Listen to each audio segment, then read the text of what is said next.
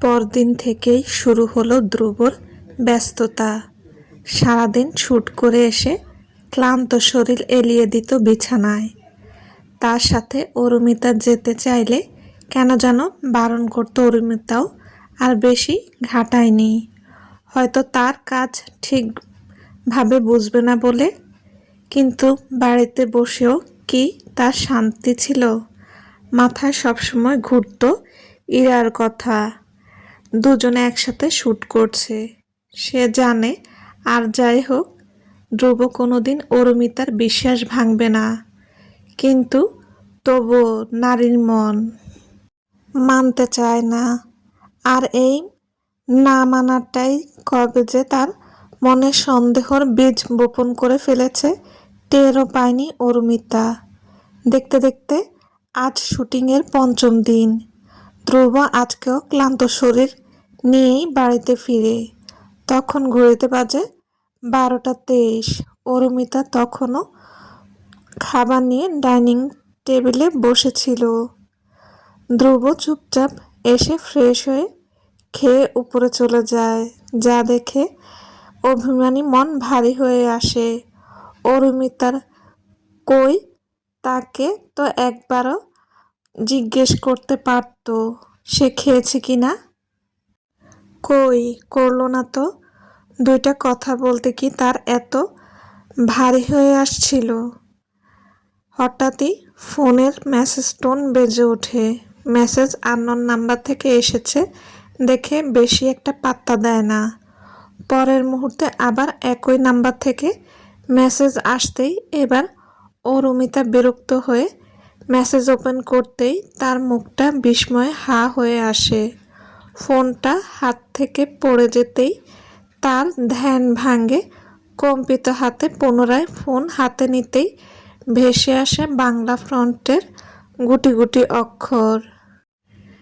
আজ কেবল তার ঠোঁট দখলে এনেছি, কাল সেও আমার দখলে হবে। আই চ্যালেঞ্জ ইউ, যা করার করে নিও। অর্ধভাঙা মোবাইলের দিকে তাকায়। স্পষ্ট না হলেও অস্পষ্টভাবে ফুটে আসে ইরা আর ধ্রুবের লিপ কিসের ছবি। অরুমিতা বেশি কিছু না ভেবেই ধ্রুবের কাছে যায়। ফোনটা তার দিকে তাক করে বলে ওঠে, এইসবের মানে কি ধ্রুব? বলবেন আপনি? কোন সব? মাথার উপর হাত রেখে স্ক্রিনের দিকে তাকান। মোবাইলটা তার সামনে ধরে ধ্রুব স্ক্রিনের দিকে এক পলক তাকিয়ে চোখ ফিরিয়ে নেয়। যা দেখতে পাচ্ছ? শান্ত স্বরে, আপনার এই বিষয়ে কিছু বলার নেই? অবাক হয়ে, না। স্বাভাবিক গলায়, আমার ঘুম পাচ্ছে, চুপচাপ ঘুমাও, না হলে আমার সামনে থেকে সরে যাও। তার মানে স্বীকার করছেন এটা সত্যি? ছলছল চোখে, ওই চোখ থেকে যদি এক ফোঁটা পানি পড়ে, আই সোয়ার আমি ওই চোখে অ্যাসিড ছুঁড়ে মারব। রাগী কণ্ঠে, মারেন। নিজের স্বামীর এই রঙ্গলীলা দেখাচ্ছে কানা হয়ে যাওয়া কি ভালো না? আমি বাংলাদেশে যাব, থাকবো না আমি কোনো ঠক লোকের সাথে। এই ছবিটা আমাকে যতটা কষ্ট দেয়নি তার চেয়ে 1000 গুণ বেশি আঘাত আপনার কথা আমাকে দিয়েছে। আমি এমনই।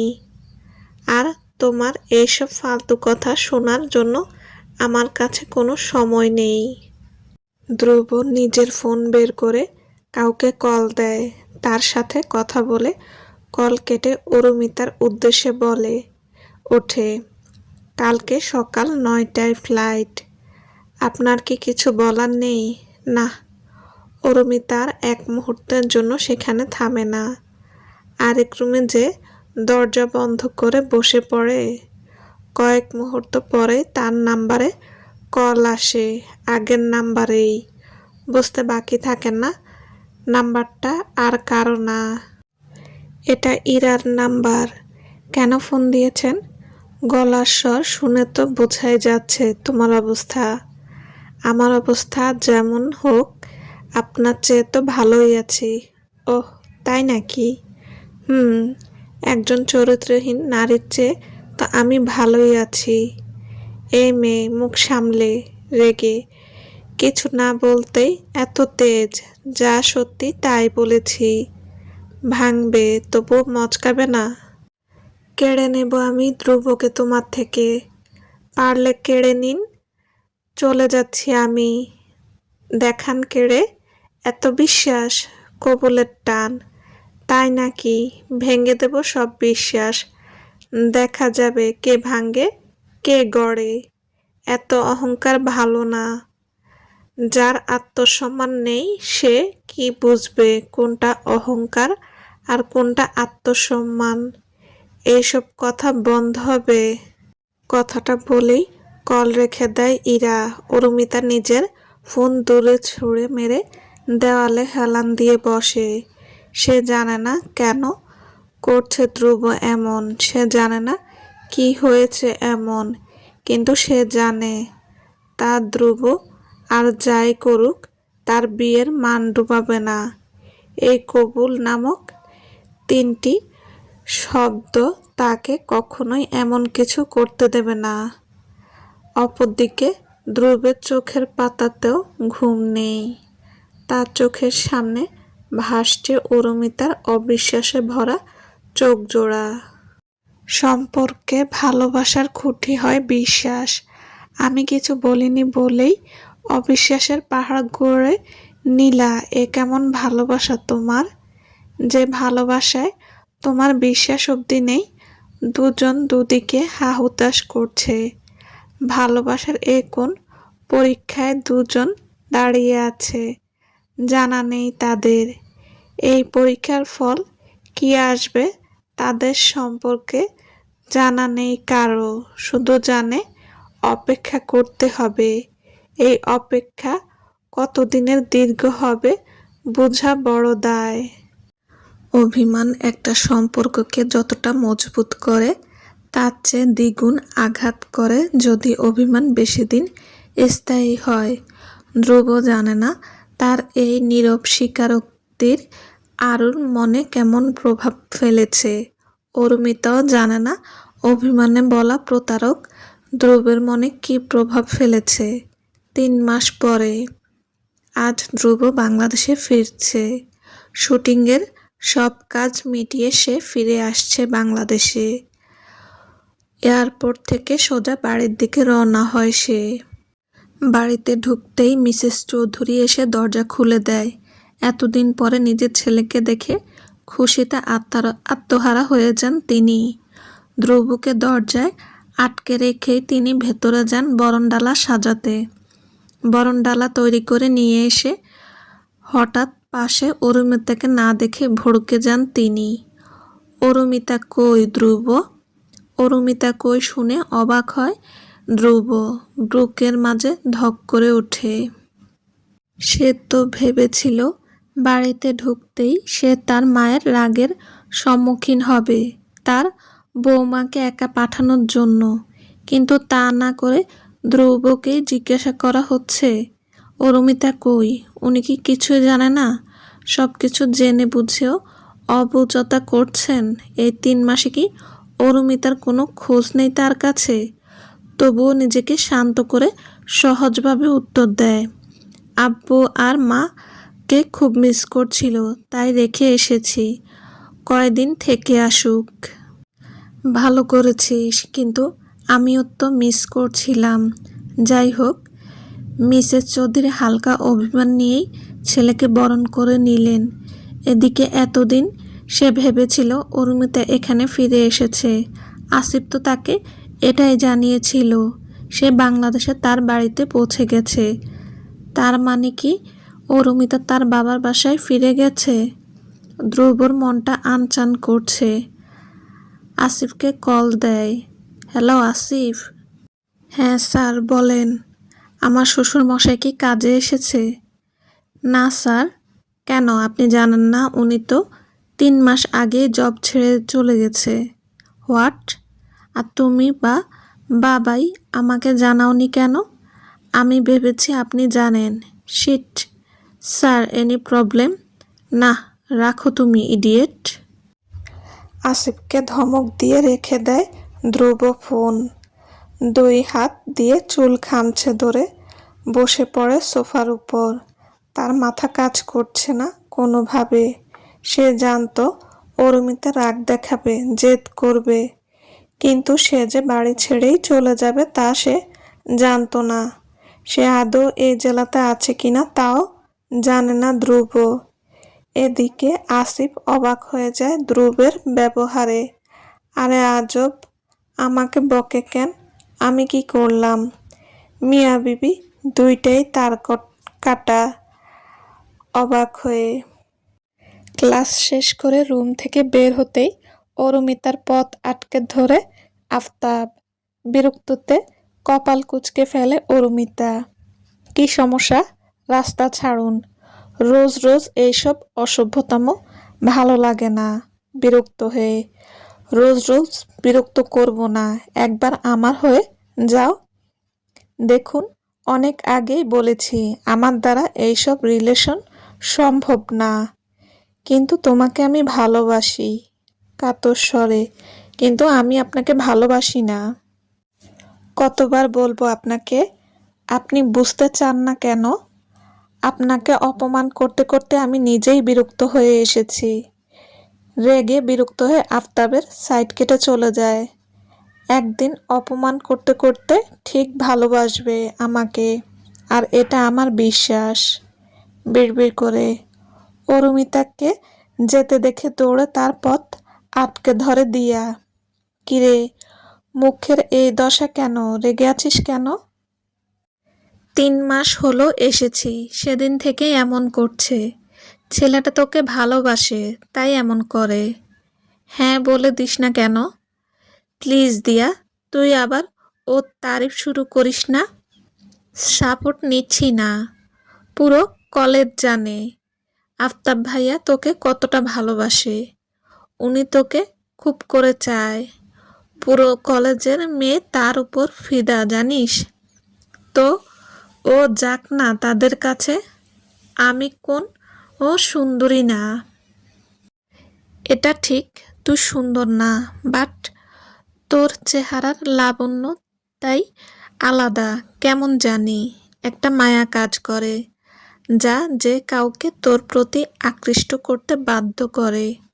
আমি চাই না কাউকে বাধ্য করতে। অন্য কাউকে ভালোবাসিস নাকি? দিয়ার এই কথায় পা থমকে যায়। চোখ জোড়ায় ভেসে ওঠে ধ্রুবের চেহারা। কানে বাজতে থাকে তার বউ বলাটা, যাকে ছাড়তে শহর ছেড়ে, পরিচিত এলাকা ছেড়ে এত দূর রাজশাহীতে নিজের বাস গড়েছে। তার চিন্তা কেন যায় না এই মস্তিষ্ক থেকে? কই, এই 3 মাসে তো লোকটা তার খোঁজ করেনি সে বেঁচে আছে কি না। সে তো সুখে আছে তার প্রাক্তনের সাথে। তাহলে সে কেন তার স্মৃতি জড়িয়ে পেছনে পড়ে থাকবে? কিরে, কই হারায় গেলি? কোথাও না। চল, বাড়ি যাওয়া লাগবে। সেখান থেকে আবার অফিস, দেন আবার প্রাইভেট পড়াতে লাগবে। মেলা কাজ, চল। এত ধকল কিভাবে নিস তুই? বাবা অসুস্থ, সুস্থ হয়ে গেলে আর আমাকে এত কষ্ট করা লাগবে না। আচ্ছা যা, আসিস। দিয়ার বয়ফ্রেন্ড এর সাথে মিট করা লাগবে। আচ্ছা কাল দেখা হবে। অরুমিতা শূন্য রাস্তা দিয়ে হাঁটতে শুরু করে। ভাবতে লাগে অতীত। সে যেদিন ঢাকা পৌঁছেছিল ভেবেছিল চৌধুরীর বাড়িতে যাবে, কিন্তু পরক্ষণেই নিজের ভাবনার উপর হাসে। কোন সম্পর্কে সে ওই বাড়িতে পা রাখবে, যার নামে কবুল বলে যে বাড়িতে গেছিল? কিভাবে সে একা ওই বাসায় যাবে? নিজের বাড়িতে যেই নিজেকে ঘরবন্দি করে রাখে। 1 সপ্তাহ উজ্জ্বল শেখ বহুবার চেষ্টা করেছে ধ্রুবর সাথে যোগাযোগ করার, কিন্তু কোনোভাবেই সম্ভব হয়নি। এদিকে অরুমিতার অবস্থা দিন দিন খারাপ হতে থাকে। আত্মহত্যার চেষ্টা করে বহুবার, কিন্তু পেরে ওঠে না নিজের বাবা মায়ের মুখ দেখে। এক পর্যায়ে ছেড়ে দেয় সে শহর। রাজশাহীতে নিজের দাদার বাড়িতে পুনরায় বসবাস শুরু করে। কিন্তু মেয়ের চিন্তায় দিন দিন ভেঙে পড়ে উজ্জ্বল শেখ। অরুমিতা একটা ছোট রেস্টুরেন্টে জব পেয়ে যায়, কিন্তু বাসাতে এসে জানায় সে অফিসে জব পেয়েছে। 12টা থেকে রাত 8টা অবধি রেস্টুরেন্টে কাজ শেষ করে 10টা অবধি প্রাইভেট পড়িয়ে বাসায় ফেরে। এইভাবে 3টা মাস কিভাবে কাটিয়ে ফেলে তারা জানা নেই। সারাদিন যেভাবে চলুক, রাতটা হয়ে ওঠে বিষাদে ঢাকা।